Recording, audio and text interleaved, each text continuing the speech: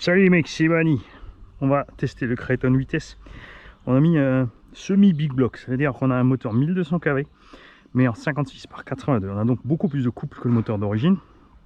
On a bon, quelques petits kW en moins, donc on a une dent ou deux en plus sur le pignon. Malheureusement, j'ai pas encore reçu mes pignons. On va donc partir avec le bon vieux pignon chinois que vous avez déjà entendu beugler dans le X-Max. Ça fait un peu de raffut parce qu'il est vraiment aiguisé, mais ça marche. Le sauve-cerveau, on a mis une cale à l'intérieur de plus d'1 millimètre pour que ça fonctionne presque normalement. Même sur place, tu vois, il n'arrive pas dans les butées. Je pourrais monter sur la radio, là je suis à 100, 110%, quelque chose de débattement. Il faudrait que je monte à 150 pour que ça tourne comme il faut, même là. Le problème c'est qu'après à vide, le cerveau va forcer tellement fort sur les butées qu'on déforme tout l'avant. On va donc tester ce petit bestiau, voir ce que ça dit. Je me dis, vous en faites pas pour le bruit, hein. Un rayon de braquage catastrophe. Faut vraiment le faire glisser de l'arrière pour qu'il tourne, et encore, tu vois.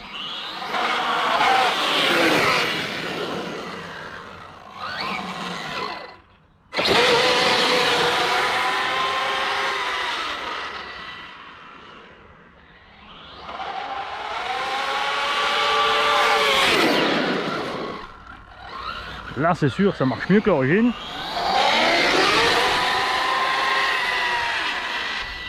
Il faut faire gaffe, on n'a pas encore mis de ventilo sur le moulin.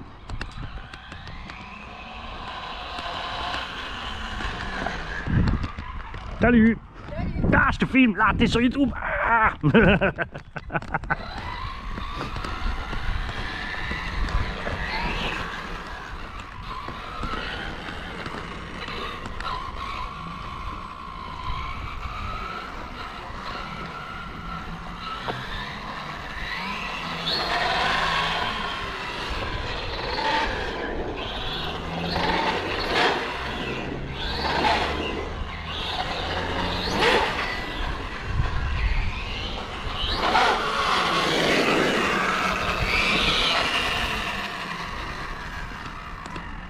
Tiens, je ne vais pas enlever la banderole.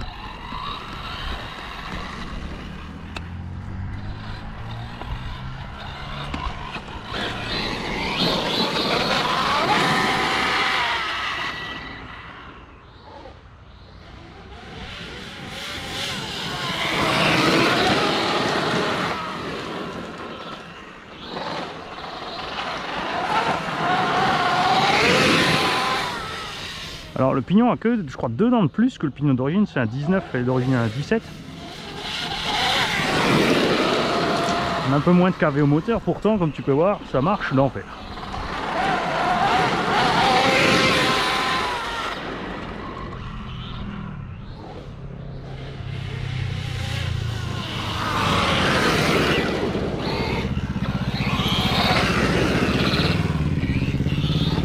Ah mon pissenlit!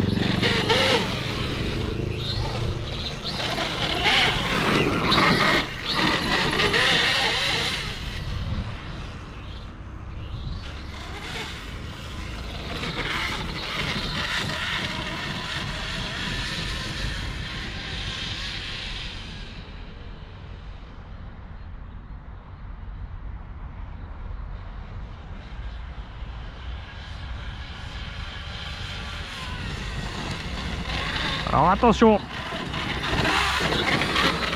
j'ai l'autorisation pour aller dans le champ parce qu'il n'est pas encore semé. Dès qu'elle aura passé l'ensileuse,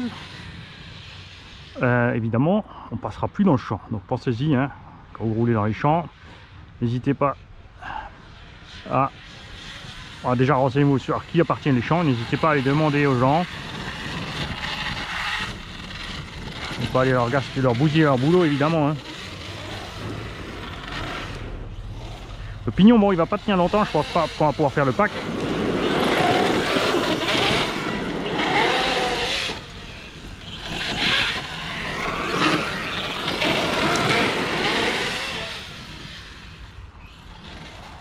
Bah voilà. Non, ça va. Comment ça en marre, mais ça va. Si on a au moins 5 petites minutes, ça serait pas mal. Oh, regardez, je fais décoller les pissenlits.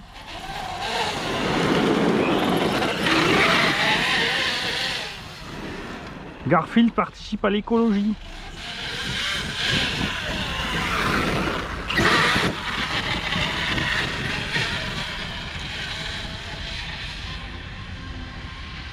Peut-être pas prudent quand le pignon est en fin de vie. Un fille en milieu du champ en panne.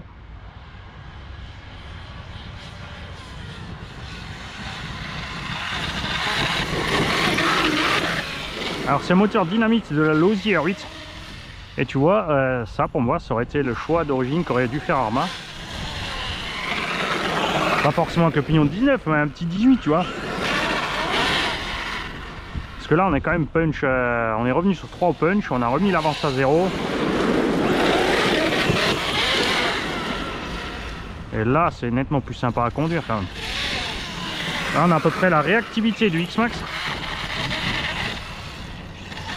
Le rayon de braquage, tu vois, dès que ça glisse dans le sable ou n'importe, n'a plus aucune influence. Au contraire, ça t'évite de tourner de trop.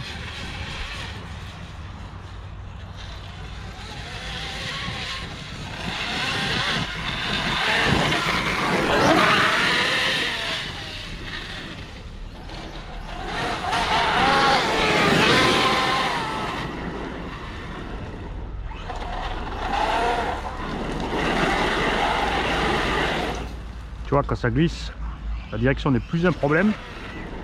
Après, c'est vrai que c'est prévu pour le tout-terrain, là, forcément. Mais même si d'un côté, les constructeurs savent très bien que la plupart des gens roulent dans l'herbe.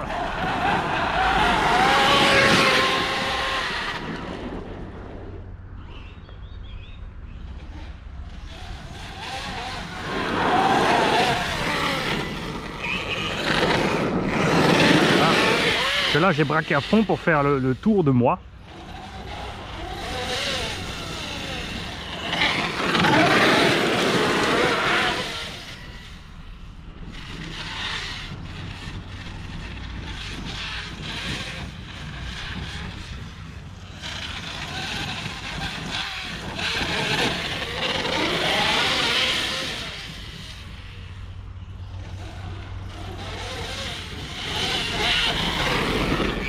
Bon, c'est pas forcément une vidéo intéressante pour vous, mais moi je teste ça. Là, tu vois, je suis chaque fois quasiment plein gaz.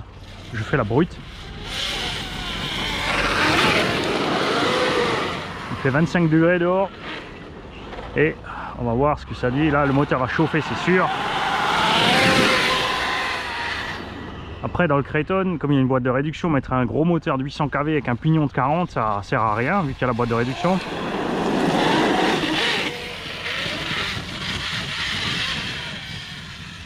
Mais le moteur d'origine avec le poids est vraiment trop limite.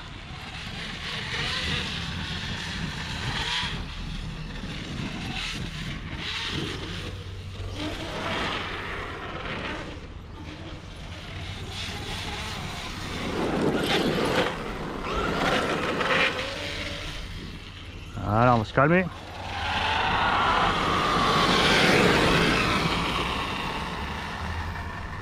Alors j'ai déjà fait un petit essai de 2-3 minutes hier à faire vraiment des allers-retours tout droit dans la rue, plein gaz, plein frein. On n'a pas rechargé les lipos, c'est toujours les bonnes vieilles 6005. Ça y est, on a coupure totale. On va jeter un coup d'œil à combien on en est sur la caméra. On en est à 8 minutes. On va dire les deux d'hier, ça fait 10 minutes. Mais on a un moteur plus gros, on va plus vite. Donc on a une autonomie équivalente à... avec le moteur d'origine quand on monte l'avance à fond ou autre. Par contre, c'est vrai qu'on marche mieux. Je précise aussi que c'est des vieilles lipos, donc forcément ça en met plus en tronche, mais on va pouvoir essayer donc ce setup avec les 8000 gens bashing, voir ce qu'elles valent. Salut les mecs. Voilà, on s'est vite remis à l'ombre pour vous montrer ce qu'il y a à la bestiole et à l'abri aussi de la route pour le bruit. Je rappelle donc que cette vidéo a été filmée le 15 juillet 2021. Voilà le petit dynamite. Ouais, il est chaud mais ça va, mais après on lui a tiré fort sur la tronche, vraiment on peut pas dire qu'on n'y a pas l'effort. Les câbles sont tièdes, l'hypo ça va, sont tièdes, donc on est bien acceptable. On a la coupure ici au max, donc forcément quand tu tires fort dessus comme ça avec un moteur plus gros, les lipos vont couper plus vite. On verra, d'ailleurs ça se trouve je filme le plafond depuis tout à l'heure, donc on a le dynamite 1200 kV dedans, un pauvre vieux pignon chinois. J'espère rapidement avoir les autres pour faire d'autres tests. Pour monter ce moteur dedans, j'ai commandé un support moteur spécial, moteur en 56 mm. Arma, dans la notice, dit qu'on peut mettre un moteur jusqu'à 58 par 113, mais à aucun moment n'ont fait sur le chariot d'origine les perforations nécessaires. Ça aurait été possible sur le chariot d'origine, s'il avait été plein, on aurait pu faire le trou de plus soi-même. Là, ils l'ont moitié fraisé, donc impossible de l'utiliser et de le modifier, il aurait été trop fragile. Donc 45 € de plus pour un support pour passer à un moteur plus gros. Et l'autre chose, c'est que ces supports sont prévus pour des moteurs justement faible KV avec des gros pignons. Ils sont donc trop longs. Quand tu le mets dedans, en fait, c'est complètement là-devant. Tu serais obligé de mettre un pignon de 30 pour réussir à toucher la couronne. J'ai donc même dû modifier ce support-là, j'ai coupé un bout à l'arrière, le fraiser pour réussir à le rentrer suffisamment loin pour mettre mon petit pignon de 19. Parce que là, personnellement, moi, l'essai que je viens de faire me satisfait entièrement. On a beaucoup plus de patates. Là, comme dit, j'ai tiré fort dessus. On a toujours les mêmes lipos que pour les tests précédents. En conditions de circuit, en roulant normalement, on aurait atteint le même quart d'heure qu'avec le moteur d'origine. Mais avec le petit punch en plus. Ça, c'est sympa. Donc, on va voir ce que ça va donner avec ces Gens 8000. Au niveau de la machine elle-même, évidemment, le comportement est bon. C'est long, c'est large, c'est facile. C'est vraiment facile à piloter, mais ce rayon de braquage catastrophique de par cette direction qui est digne d'un gros 1.8 en fait, c'est ce qu'il faudrait dans le Axial Yeti XL ou un truc comme ça. Ça va pas du tout. Je comprends pas qu'ils aient pas mis la direction du 1.8 version plus grande. Le sauve-cerveau qui est digne d'un jouet, donc des versions 3S, 3S BLX, etc. Ne va pas du tout. Là, j'ai mis une cale de plus d'1 millimètre à l'intérieur pour le durcir. Vous l'avez vu sur place. Galère à aller en butée. J'ai dû mettre, là j'ai essayé maintenant, j'ai mis mon débattement à 150% pour que sur place ou en roulant il arrive dans les butées. Et ça veut dire quoi? Si je le lève maintenant, regarde ce qui se passe. Là je suis en butée, regarde tout ce que je force, tu vois, regarde-moi ça comme il force, ça fait bouger tout l'avant, tu vois. Pourtant quand il est posé, il n'y arrive pas. Parce que le sauve-cerveau, malgré cette cale supplémentaire, est trop souple. Les ressorts dedans sont trop mous. On n'arrive donc pas en butée.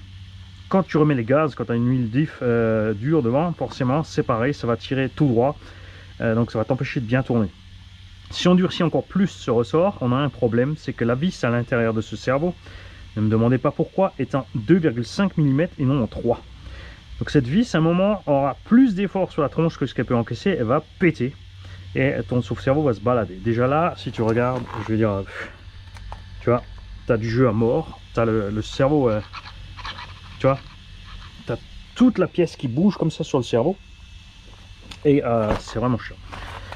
J'ai déjà des cardans baladés, ce qui m'est arrivé rarement sur le X-Max. Là, j'ai 3 cardans qui tournent plus rond. J'ai la biellette de direction, même constat que pour le Coralie Chronos, la biellette de direction qui sont beaucoup trop faibles pour la machine. Là vraiment les biellettes du X-Max en nylon ferait merveille. Elles sont trop longues, j'ai essayé, évidemment ça rentre pas. On a toujours les plastiques des trinques trop durs. Là c'est l'été, il fait chaud, ça va aller mieux forcément. La nouvelle version a donc ici une pièce en acier renforcée pour boulonner dessus. Si tu as cette version là, il n'y a aucune remise pour toi. Ceux qui achètent la nouvelle version l'ont au même prix mais avec les nouvelles pièces. Toi tu l'as dans l'os. Tu es obligé de payer à part pour avoir le renfort, l'autre tourelle, les 2 barres de renfort qui sont plus courtes et fixées ici pour éviter là, justement que ça se torde au milieu. T'en as au total pour 70-80 € avec les frais de port pour upgrader ton machin. Je trouve que c'est pas acceptable. Je dis pas que ça devrait être fourni gratuit, mais surtout les gens qui l'ont précommandé, ils ont pris un risque, donc ces gens là devraient être récompensés de la part de Arma. Valeur gratuit, les autres qui l'ont commandé non précommandé. Par exemple pour avoir une remise, ça ferait quand même mieux commercialement franchement. C'est un peu dommage. On n'a toujours pas de triangle RPM en vue ou autre. Après je suis inquiet parce que vous l'avez vu, le matos que ce soit RPM ou Proline pour les grosses échelles est un souci, ça ne tient pas. Les pièces RPM et Proline pour le X-Max cassent plus vite que les pièces d'origine, sauf les fusées arrêt RPM sont mieux, les Proline évitez-les, elles pètent. Donc je suis un peu inquiet pour cette machine, j'espère qu'ils vont pas faire la même erreur. On a reçu de la part de Probo DRC une carreau incassable de Kraton. Mais vous avez vu, hein, c'est quand même cassé un paquet de fois la figure. La carreau, franchement, elle a rien du tout, elle est intacte. Les barres ont fait leur travail sur les glissements, sur le goudron. Et la tourelle qui pose au milieu a fait le travail sur les retournements. Donc, franchement, de ce côté là, moi je suis super content avec la carreau. L'aileron aussi n'a pas pété, ça c'est génial. Par contre le support d'aileron a cassé, regardez ici. Les vis sont au fond des puits, donc ça les a arrachés. Donc je vais mettre des vis plus longues avec des rondelles derrière pour compenser ça. J'ai pas envie de tout changer. J'ai une tige d'amorto qui a tordu quand j'ai sauté la cabane. J'ai une coupelle d'amorto qui s'est barrée dans le champ, la première fois qu'on a fait l'essai ou la deuxième. On a un ressort d'amortisseur ici qui s'est tordu sans la moindre trace d'impact ni rien. C'était arrivé au deuxième run. On a atterri sur une roue, ça a dû le plier trop sur lui-même, il s'est écrabouillé. On n'a pas de vrai pare-choc à l'avant, ça c'est dangereux, on tape vraiment direct sur le châssis, ça fait mal. On a 3 jantes qui ont des fissures dedans.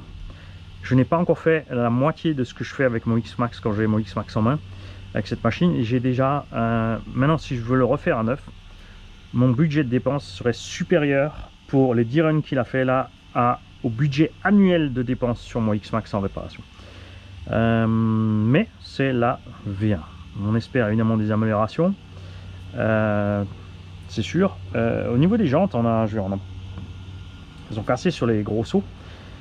Pareil, même constat que Coralie, la pub est faite pour le bâche, ils sautent même dans leur propre pub, machin et tout. C'est un peu dommage. On aurait attendu mieux pour ce prix-là de la part de Arrma, surtout qu'on est habitué, comme dit pour moi, le vrai king des Kraton, c'est le 1 8e en 6S et rien d'autre. Le 4S, il est sympa, mais ça reste, ça peut pas concurrencer c'est sûr, en l'air, il est agile parce qu'il est court, t'as moins mal parce que tu tombes sur un châssis plastique que sur la version 1 8e 6S, mais la puissance du 1 8e 6S, le rapport poids-puissance reste de loin le plus élevé. C'est vraiment une brute et il encaisse surtout dans la durée de vie des composants. Car en plastique sur le V4, sur le 4S, à bout d'un moment il va en avoir marre, même si ça fait de pièces fusibles, c'est pas cher, mais il faut quand même échanger régulièrement. Les roulements sur tous les diffs complets plastiques, les dents en plastique, ça se change régulièrement. Donc pour moi, clairement, le Kraton V4 6S est le king des Kraton. Et on attend donc les améliorations de celui-là. Ce que j'aimerais bien aussi qu'il fasse, c'est pas juste rajouter de l'échafaudage. Quand tu rajoutes pour rectifier le tir, ça donne jamais rien de beau et de sympa à voir. Et ça donne pas confiance. C'est comme certains youtubeurs qui te prônent qu'il faut acheter ci et ça, et quand tu vois leur machine, elles sont bricolées avec du fil de fer, du machin, du bidule tordu, du soudure, on sait pas comment ils font. Ça donne pas envie de leur faire confiance, même s'ils n'ont pas forcément tort. C'est ce que je veux dire. Voilà. Et donc j'espère que mes pignons vont bientôt arriver, je me répète, je sais, mais pour faire plus de tests. Aussi les tiges d'amorto, là ils sont calqués sur la dimension à peu près des tiges du X-Max. Le problème c'est que sur l'X-Max déjà ça se tord, mais le X-Max c'est quand même beaucoup plus léger. 9,5 à 10 kg sont les batteries, ici 12,5 à 13 kg. Et ces 2,5 kg de plus, croyez-moi, ça fait un gros effet sur ces tiges d'amorto. À l'occasion, je vous montrerai les tiges d'amorto du MCD RR5. Comme dit, j'ai la version compétition line, l'entrée de gamme, le bas de gamme avec les amortos plastiques. Ils sont plus solides que ces amortos-là. Les tiges n'ont pas appuyé sur des chocs plus violents. Les ressorts, c'est clair, il n'y a pas photo non plus. Et évidemment, je me suis penché sur acheter des amortos MCD pour les mettre là-dessus, mais c'est pareil. Alors, qu'est-ce que je vais faire de cette machine? Honnêtement, vous savez que je ne suis pas super content avec. Tout comme le Coralie Chronos, c'est deux machines dont je ne suis pas super content. Je vais faire quoi? Je vais vous dire que c'est super bien pour essayer de vous les refourguer? Non. Quand je vais les vendre, je vais dire voilà, à vendre, bouse. On va devoir tailler dans le gras pour le prix, ça c'est certain. C'est certain aussi que beaucoup seront contents avec ces machines, je dis pas. Comme dit, mon avis sur mes vidéos n'engage que moi. C'est par rapport à moi, mon style de conduite, mon utilisation de la bâche et ce que j'attends des machines. Et je donne mon avis là-dessus. Ça ne veut pas dire que c'est l'avis de monsieur tout le monde. Il y en a plein qui seront subjugués par cette machine, ou le Coralie Chronos par exemple. Et ils seront super contents avec. On a d'ailleurs un abonné qui est super content, qui nous l'a signalé. Et c'est bien, heureusement d'ailleurs. C'est ce que je dis toujours. Il y a toujours au moins une personne qui est contente avec une RC. Le tout c'est toujours de trouver son modèle à son pied. Et ça, pour moi, ça va pas. C'est un peu embêtant pour moi là, parce que j'ai acheté les deux coup sur coup. Donc les deux ensemble, on en a pour 1600 € quasiment de dépenses de la chaîne. Enfin de mon portefeuille.